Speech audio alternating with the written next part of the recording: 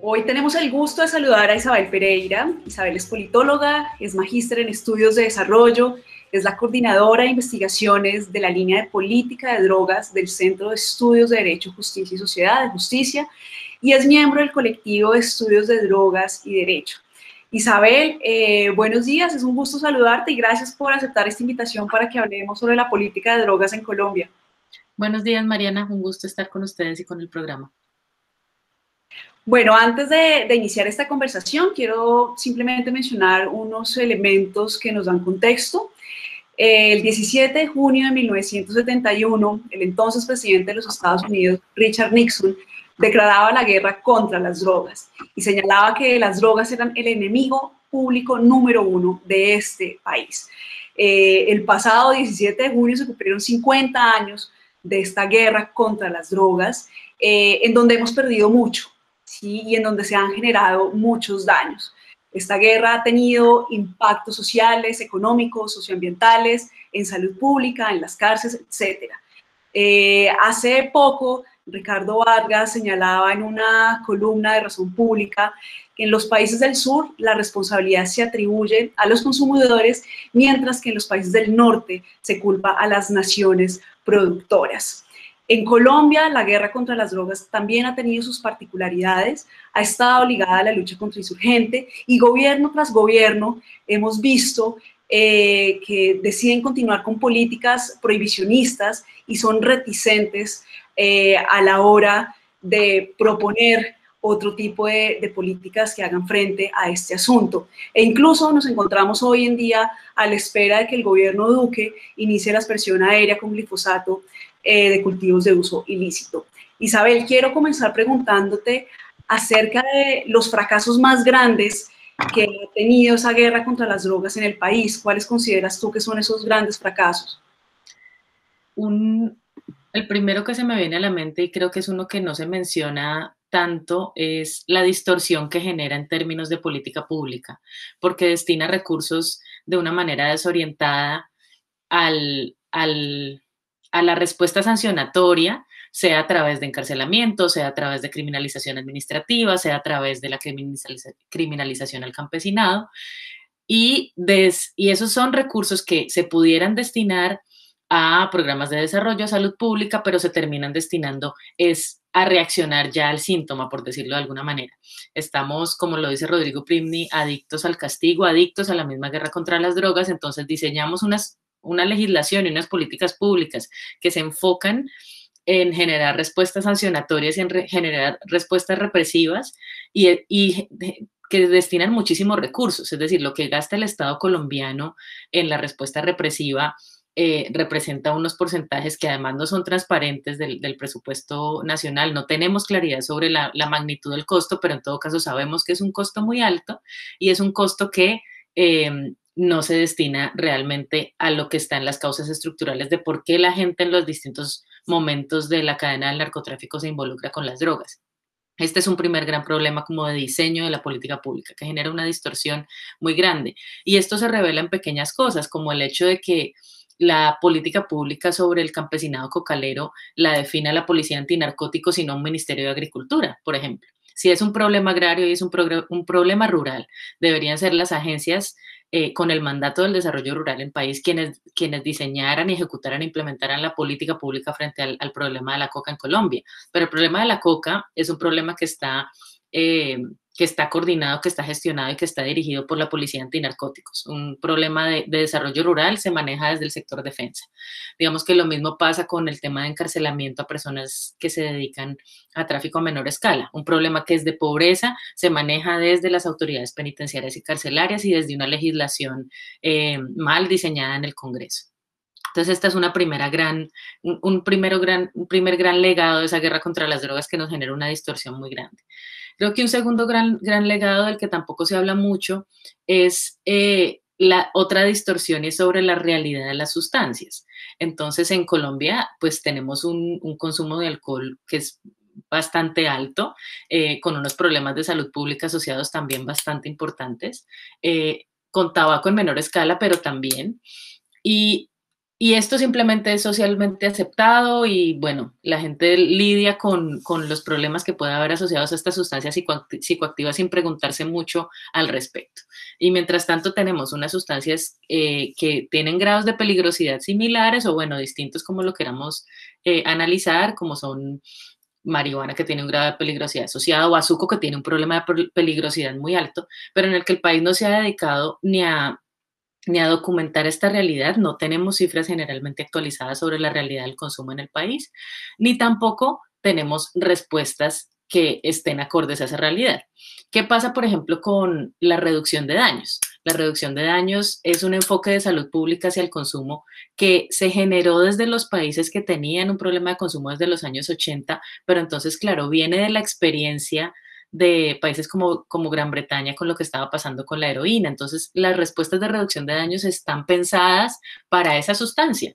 Pero el problema que tenemos en el país frente a consumo es generalmente sobre bazuco y no tenemos una respuesta de reducción de daños que estén orientadas al bazuco. ¿Qué dice la reducción de daños? Por ejemplo, que entrega de material higiénico como jeringas para inyección menos riesgosa de heroína. Pero es que el problema en Colombia de inyección de heroína es muy específico y de una población muy pequeña en comparación a lo que pasa con bazuco y no tenemos intervenciones específicas de reducción de daños ajustadas a la realidad colombiana.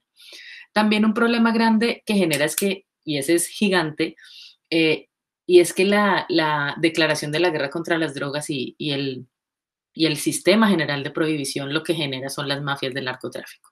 Y pues en eso Colombia tiene un legado y una experticia, por decirlo de alguna manera, que nos complica todo. O sea, las complicaciones de la implementación del acuerdo de paz, los riesgos que hay hacia las personas que defienden los programas de sustitución de cultivos, vienen precisamente del poder que tienen las redes criminales y los carteles del narcotráfico. Pero el narcotráfico es una realidad que crea la prohibición. O sea, las redes criminales dedicadas a las rentas de estos bienes ilícitos son realidades que crea la prohibición misma. Sí es cierto que había que existía, como lo dice el profesor Sanz Rovner, que había unas redes de narcotráfico previas inclusive a a la prohibición, previas a los tratados del 61. Pero esas redes del narcotráfico eh, eran mucho menores en capacidad y en magnitud. Cuando uno crea un mercado global ilícito, pues creas asimismo unas redes criminales globales que tienen un poder en violencia, en intimidación, en dinero, en corrupción y que ha permeado como, pues como lo sabemos, todas las capas de la política y la sociedad colombiana. Y eso, por ejemplo, es lo que ahorita nos complica tanto la implementación de la paz. Entonces, así como de primerazo diría esas tres grandes cosas. Isabel, quiero adelantar una pregunta que tenía para después. Bueno, tú mencionabas allí un aspecto y tiene que ver con el consumo, o más bien con la aceptación en la sociedad del consumo de las sustancias declaradas ilícitas, y es por qué esa regulación de este tipo de sustancias tiende a tener poco apoyo popular en el país. Pues no hay que olvidar que Colombia es un país muy conservador en todos los frentes. Por más que hayamos tenido avances democráticos frente a políticas de diversidad y de inclusión en los últimos 20 años o 30 años, inclusive desde la Constitución del 91, son avances que constantemente tienen oposición y amenazas de retroceso por parte de sectores conservadores que son grandes y son poderosos en el país. Pasa con aborto, pasa con eutanasia, pasa con derechos de parejas del mismo sexo y pues el tema de drogas no es la diferencia, digamos, país. Yo creo que se refleja mucho en que Colombia es un país altamente conservador, pero también que la prohibición es muy exitosa en desinformar o en malinformar.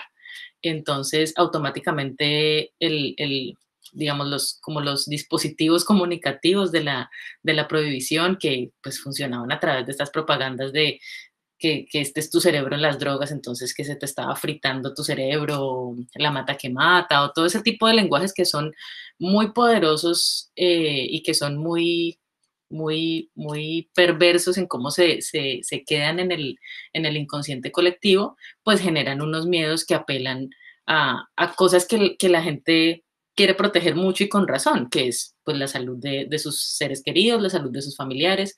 Y esto se combina también con que los mismos dispositivos de la prohibición se encargan de solo mostrar las historias de las tragedias del consumo. Entonces, cuando se habla de consumo, los medios de comunicación te van a mostrar un habitante de calle con una pipa de bazuco, una cobija encima, o sea, te van a mostrar esa realidad. Nadie nunca va a mostrar una persona como yo, como tú, que muy seguramente o no, no sabemos, en sus fines de semana se echa un pase de cocaína o en sus noches antes de dormir se fuma un plón de marihuana. Todo eso pasa, pero esas imágenes sobre el consumo no existen en la narrativa cotidiana.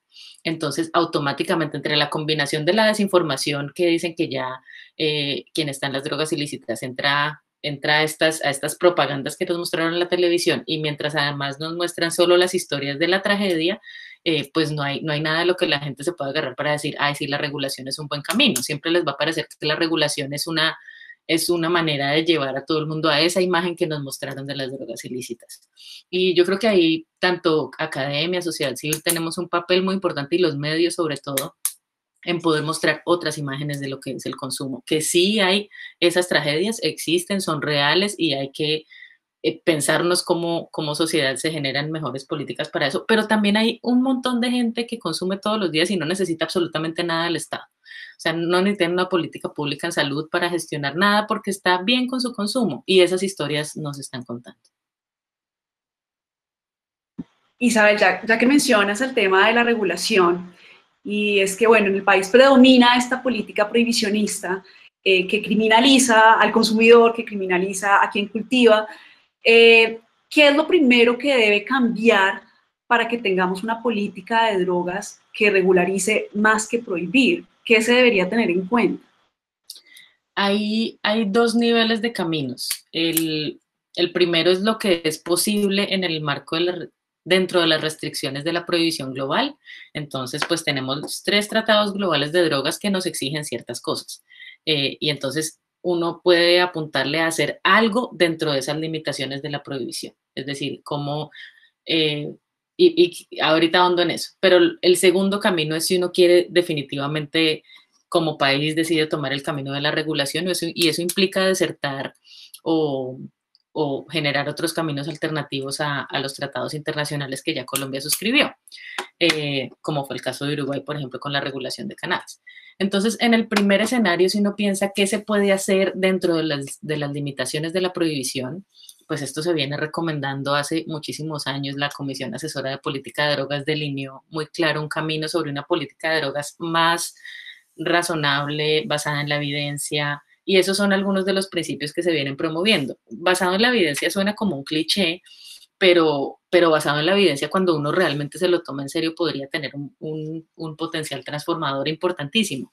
El ejemplo, yo creo que más salta a la vista, hay dos, uno es el de erradicación con glifosato y el otro es encarcelamiento de delitos menores.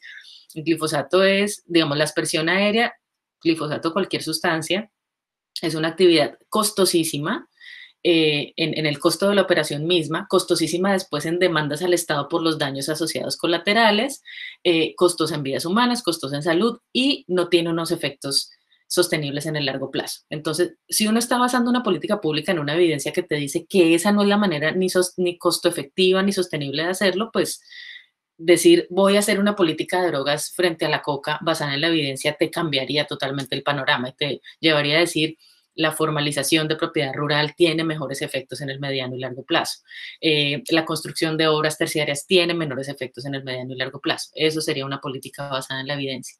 Y lo mismo con el encarcelamiento de delitos menores. Entonces, en Colombia tenemos hoy que casi el 50% de las mujeres privadas de la libertad en todo el país, en todas las cárceles del país, están ahí por delitos de drogas. ¿Y quiénes son esas mujeres? Madres cabeza de hogar con entre 2 a 5 hijos, sin ningún nivel de escolaridad o máximo primaria, unas pocas se graduaron del bachillerato, estaban empleadas en la economía informal o sin empleo y llegaron ahí porque fue la única oportunidad laboral que se le consiguió. ¿Está basada en evidencia esa política? No. ¿Qué pasa con esas mujeres que entonces empeoran sus ciclos de pobreza para ellas y para sus hijos con peores resultados en desarrollo y bienestar y en movilidad social? Si uno al menos adoptara ese lente dentro de los límites de la prohibición y decir, vamos a seguir en la prohibición, la regulación, digamos, decidiéramos que adoptáramos la vía de decir que no es viable políticamente, que ese es otro debate. Entonces vamos a seguir dentro de los límites de la prohibición, pero con una política basada en la evidencia. Ya eso nos cambiaría muchas de las políticas públicas y las voltearía completamente en su cabeza, digamos, y para bien. Y eso se viene recomendando hace años en el país, pero sencillamente no ha habido ni voluntad política, ni, sí, sobre todo voluntad política para adoptar políticas distintas. Isabel, tú hace, a comienzos de este año, si no estoy mal, participaste en la última edición de la revista Pandemia, con un artículo muy interesante acerca de un tipo de daños que no tendemos a considerar, ¿sí? Que pocas veces tiende a ser visibilizado y que, claro, se relaciona con los cuidados paliativos, pero también con esto que tú mencionabas sobre la reducción de daños. Y precisamente quiero hacerte la siguiente pregunta sobre esto, y es, estos daños silenciosos que tú mencionas allí en este artículo, frente al desabastecimiento global de drogas para aliviar el dolor, ¿qué más nos podrías comentar acerca de esto? Este es como uno de los efectos de la prohibición que es, como decías, el más silencioso y que además tristemente no es solo Colombia, digamos que ahí no somos tan únicos. El Sistema Internacional de Fiscalización tiene un objetivo, que es asegurar la disponibilidad para los fines médicos y científicos de las sustancias. Entonces, los países del mundo se sentaron para firmar la Convención del 61 y dijeron, listo, vamos a fiscalizar todas estas sustancias, pero se va a dejar dos usos, el uso médico y el uso científico de los derivados de marihuana, coca y amapola. En particular los derivados de la amapola, sintéticos o semisintéticos, son pues la morfina, hidromorfona, oxicodona, todos los opioides que son medicamentos declarados esenciales por la OMS, es decir, están en la lista de medicamentos esenciales de la Organización Mundial de la Salud, pero al tiempo están en la lista de medicamentos fiscalizados por este sistema global de prohibición. Entonces, esto los pone en la encrucijada de ser un medicamento que, como la penicilina, debería estar en una disponibilidad en cualquier lugar, en cualquier plan de beneficios de salud, pero está sometido a unos controles supremamente estrictos. En el caso colombiano, además, hay una particularidad, es que tenemos una estructura administrativa para los opioides que esa sí es única. Nosotros en Colombia tenemos un monopolio de medicamentos que lo controla el Fondo Nacional de Estupefacientes. El Fondo Nacional de Estupefacientes es una entidad relativamente pequeña que casi nadie conoce, que es una dependencia no es una dependencia, es una unidad administrativa del Ministerio de Salud, pero tiene pocos recursos y además es sumamente técnica, entonces casi nadie la entiende.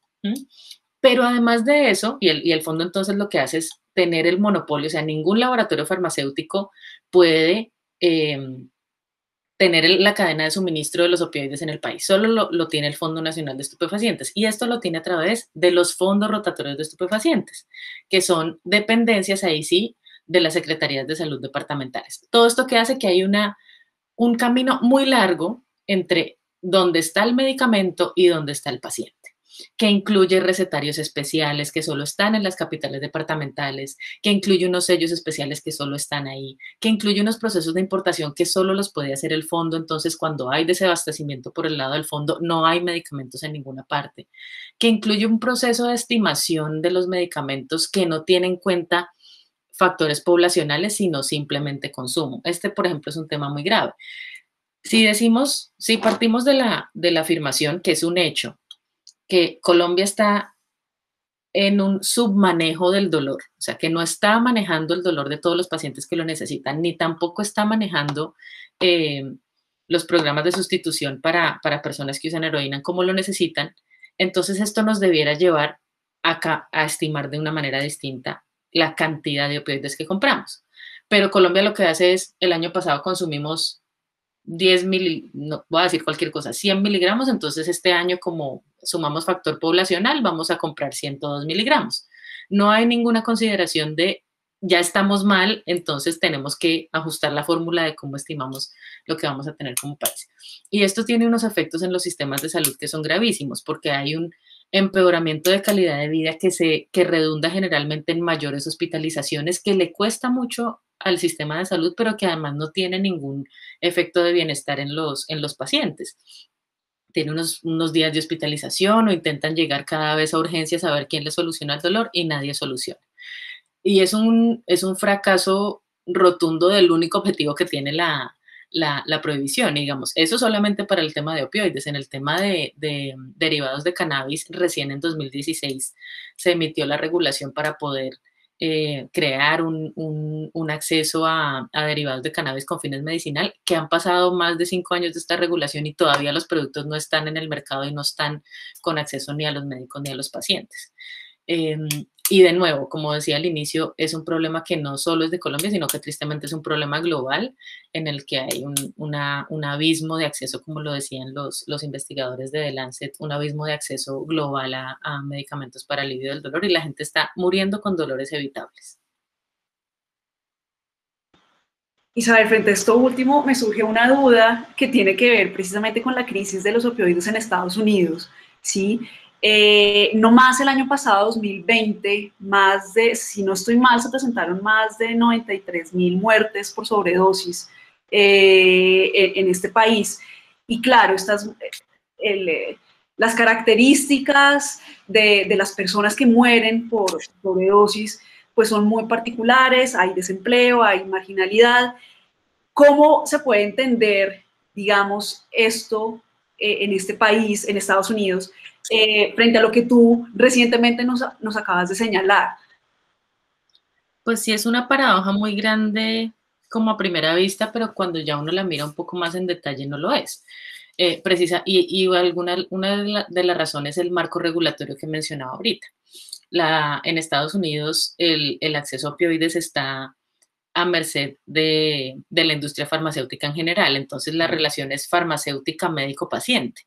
Y esto en lo que derivó, perdón, fue en unas prácticas de mercadeo supremamente agresivas, no solo agresivas, sino con desinformación dirigidas hacia los médicos para promover que recetaran estos opioides diciendo que no tenían ningún riesgo de dependencia. Entonces, ese fue como el origen de, por allá hace unos casi 10 años, de lo que sigue siendo hoy la crisis de opioides. Entonces, es un exceso de prescripción de opioides para pacientes que no lo necesitaban y que sí tenían un riesgo de adicción muy grande. El marco regulatorio que tenemos en Colombia no está, digamos, tiene muy poco ese riesgo precisamente porque la relación es Fondo Nacional de Estupefacientes sin intermediación de industria farmacéutica, médico-paciente. Y de hecho, con digamos, con la situación casi que contraria, con médicos que deberían estar recetando opioides a sus pacientes porque sí lo necesitan, no tienen riesgo de dependencia y no lo recetan. O sea, yo he escuchado historias, alguien me decía una vez que alguien estaba ya, un hermano, un familiar estaba ya en final de vida, le quedaban pocos días o semanas a lo sumo de vida y estaba con dolor muy intenso y le pedían a su médico que le diera algo más fuerte para el dolor y decía que no, que de pronto se volvía adicto. Pues si la persona va a fallecer, o sea, digamos, no hay, pero en Colombia le tenemos tanto miedo a los opioides que ese riesgo que sucedió en Estados Unidos a nosotros bastante improbable que no suceda precisamente porque no hay estas prácticas de las farmacéuticas ni tampoco hay, eh, digamos, una apertura a los opioides. Hay mucho miedo, hay mucha opiofobia, le llaman los médicos. La situación en Estados Unidos entonces está marcada mucho por esa relación que no tiene un monopolio estatal como lo tenemos en Colombia y que permite unas prácticas peligrosas por parte de las farmacéuticas. Isabel, y bueno, te quiero hacer una última pregunta y es sobre el Programa Nacional Integral de Sustitución de Cultivos de Uso Ilícito. Y es si pudieras realizar un breve balance sobre la implementación, ¿cuáles serían sus desaciertos y cuáles serían sus aciertos? El programa de sustitución desde el inicio, de hecho, inclusive desde que se publicó ese capítulo del acuerdo, fuimos bastante, pues no bastante, pero eh, tuvimos cierta dosis de escepticismo y algunas dosis de críticas, dándole la bienvenida, igual porque era un enfoque, digamos, que pasaba de la tensión entre cocaleros y Estado a intentar la colaboración entre cocaleros y Estado. Pero nuestro escepticismo y nuestras críticas eran porque era un programa diseñado con un enfoque familia a familia Y entonces ahora, 5 años después, vemos el balance y es que eso es muy intensivo en gastos, pero muy deficiente en resultados, como de transformación estructural. Entonces era un problema su enfoque familista. Y la otra era pues el sinsabor más grande, y es que uno puede diseñar el programa de sustitución y desarrollo rural más robusto y perfecto del mundo, pero si vivimos en un mundo de la prohibición donde todavía va a haber una demanda global de cocaína, habrá algún resquicio por el cual haya quienes prefieran seguir cultivando la coca por X o Y razón, porque sea más rentable, porque sea más rápido de transportar, porque, no sé, cualquier cosa. O sea, ante una demanda de un mercado global de cocaína, siempre va a haber un rincón donde haya quien produzca para esa demanda del mercado global. Entonces el programa de sustitución estaba como entre esas dos cosas, entre un diseño que como política pública era muy denso, muy pesado, muy costoso y que era un riesgo muy alto para el campesino frente a unas restricciones ya como de panorama global difíciles. Creo que a 5 años el balance es un poco eso. Digamos que el campesinado estaba sometido o estaba expuesto a tener que tomar unas decisiones difíciles, erradicar toda la mata simplemente y confiar de buena fe que el Estado iba a llegar con el proyecto productivo, la asistencia técnica, la carretera, el centro de salud, demás, pero era un salto de fe impresionante con un Estado que se conoce por su incumplimiento. Y en efecto, entonces fue lo que pasó. Eh, y eso con los que lograron pues ingresar al programa, sin decir todos los que siguen levantando la mano y el gobierno dice que ya se cerraron inscripciones desde el 2019. Entonces el balance es, yo creo que es agridulce, pero uno también debe mirar qué de eso funcionó y dónde, porque así sea dentro de las limitaciones de la prohibición, pues es eso mejor a cualquier método de erradicación forzada que estemos pensando. Entonces yo creo que es un momento también para documentar qué procesos del programa de sustitución han funcionado y por qué, a qué factores uno puede atribuir los pequeños casos de éxito que podamos sacar del programa de sustitución, que tendrán que existir, si es porque estuvieron asociados a procesos de formalización de tierras, si es porque estuvieron asociados a un proceso digamos, de estabilización en términos de conflicto armado mayores, si fueron territorios donde en efecto la presencia de grupos armados ilegales completamente disminuyó. Y si eso se contrasta con los lugares donde la presencia de disidencias y otros grupos criminales, pues efectivamente limitó la capacidad de la gente o la posibilidad de la gente de acogerse al programa. Si fue porque fueron lugares donde, que no sé si esto pasó o no, donde hubo efectiva articulación con reforma rural integral.